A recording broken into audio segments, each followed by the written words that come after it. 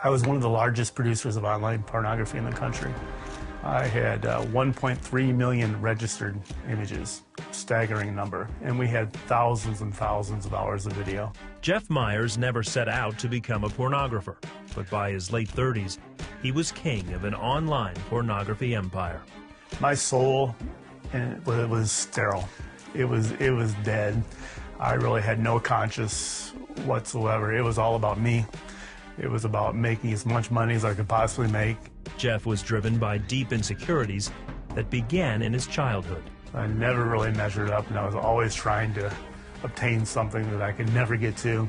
It kind of centered around money. The more money I could get, the more successful I felt, or I could make myself look to others.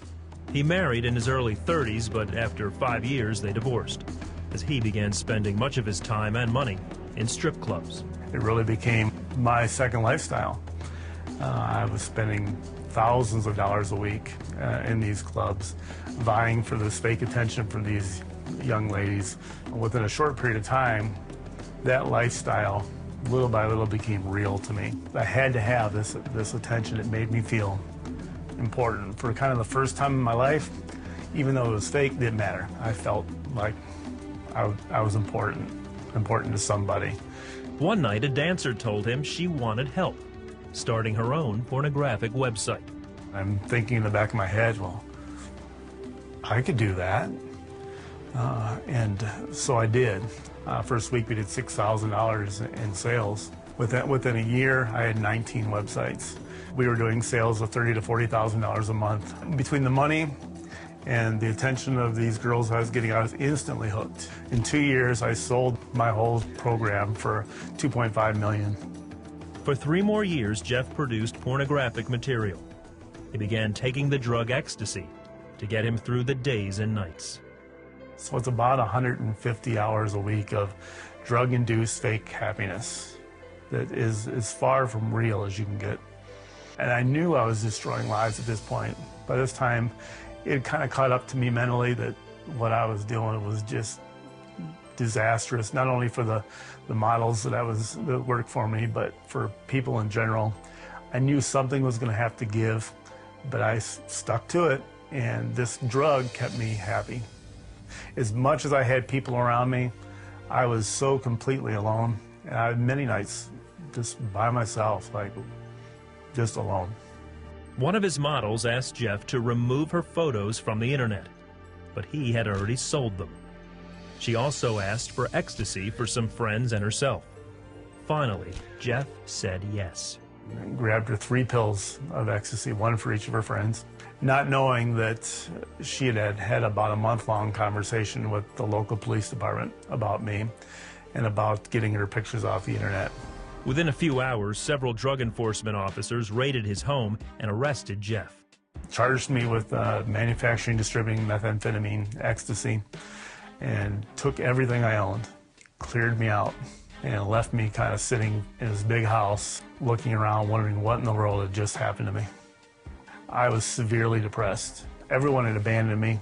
I went upstairs, I grabbed a bottle of vodka and 20 750 ES Vicodins. I took all of them, took all 20, and drank the 5th of vodka, and I should have died.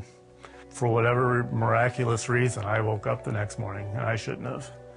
And I think at that point, I realized that, hey, I need help, and I can't do this on my own. I just so desperately wanted someone to reach out to me, and I was alone, and I needed somebody, something. He drove to a Christian camp he attended as a young man. That night, they gave an altar call, and Jeff was one of the first to come forward. He prayed and asked God to forgive his sins and give him a new start. I don't know if this God thing is going to work, that I had done way too much.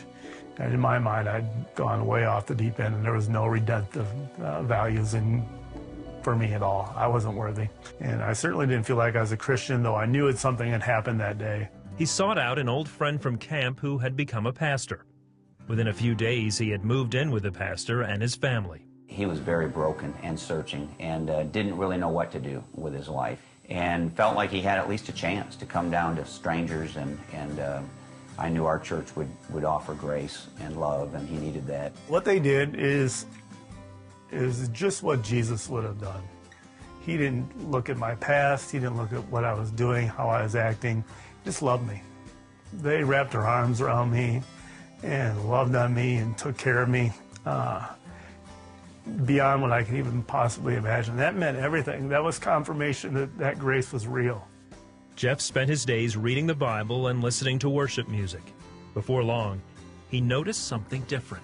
Over the next several days, I would wake up every morning with this worship song in my head. It was always a different one, and it was just like I was being washed from the inside out. My mind was being purified, and all those images were going away. I had no recollection of anything that I'd produced or any of those images. It was gone. It was like he's used that music and the stuff that I'd read and just to kind of cleanse me and make me new. And that's the point where I said, wow, he can fix me with the mess and the millions of lives that I've touched in a very, very negative way.